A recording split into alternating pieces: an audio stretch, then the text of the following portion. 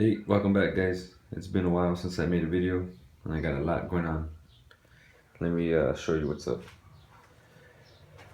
Oh, okay. I put down the Roadbed. I used the Woodland Scenics track bed, the foam stuff. I actually debated on the cork for a long time and I ended up going with this stuff because I got the best deal with it online. Let me see, I have a box of it right here.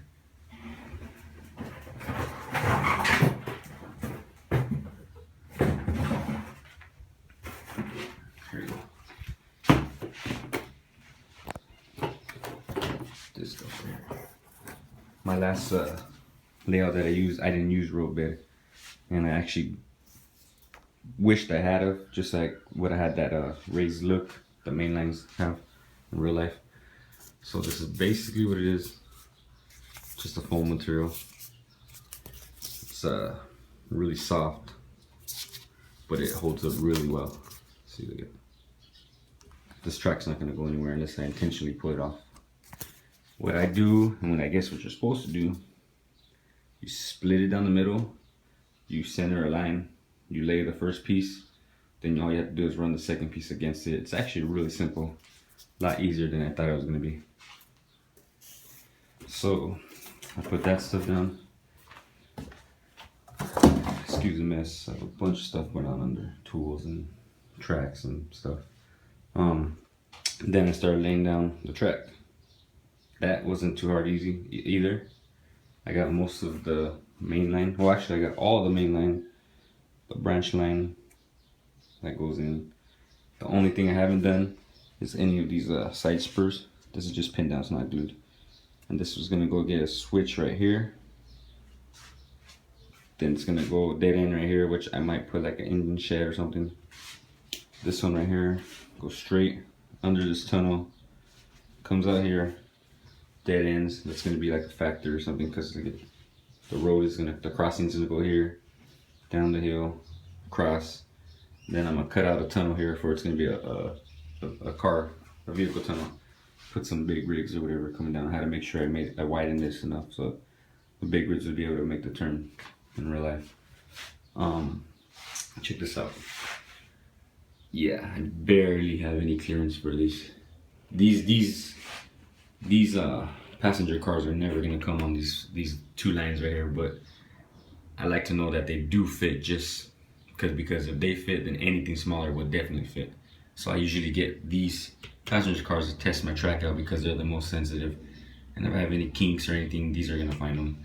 But yeah, look at this, barely has any clearance, which is kind of cool because this is just, like I said, a factory spur line or something.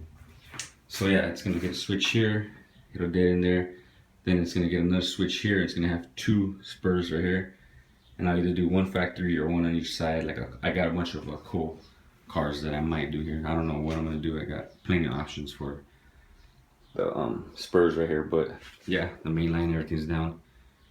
Yeah, the bridge is going right here. It's looking pretty good. Everything's flowing, no kinks. These passenger cars clear everything pretty good. And let's get an overall view. I'm trying not to make this video too long. Oh, quickly, I cheated. I used sectional track inside. I don't know, I like doing that, and it's easier for me. Lay down the sectional, solder them, and then glue them down, and all I have to do is meet up with the flex track. I did the same thing in here, so it'll be these two and that one. You'll never even know sectional track, the cars run through smoothly. Oh, and I cut this top part out just to lay everything down, but once it's all done, it's gonna be glued back on, covered, because remember I have the cutouts in the back. Got track in here going already. It's pretty dark, excuse that. And oh, last thing, because this video is starting to get really long. I got all my holes drilled out. Let's see if you can focus on this. All the holes drilled out for these turnout points. See, I went with a 3/8 hole, maybe a little oversized, but I wasn't sure how I was gonna do it yet, and I didn't want to be stuck with the hole that's too small. Check this out, guys. So these tables are double layered, right? It's gonna be a big clearance for a switch machine. So what I did is, here we go, easily cut out one section of this bottom layer, and now I got a flat section just to mount my switch machines on. I decided to go with the what is it? What's the brand? Hand laid tracks, I believe it is. Bullfrog manual turnouts.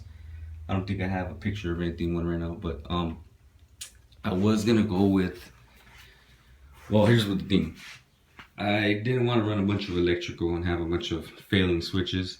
And I also don't want to have to be leaning over the table, especially with this one where the switch point is just inside the tunnel.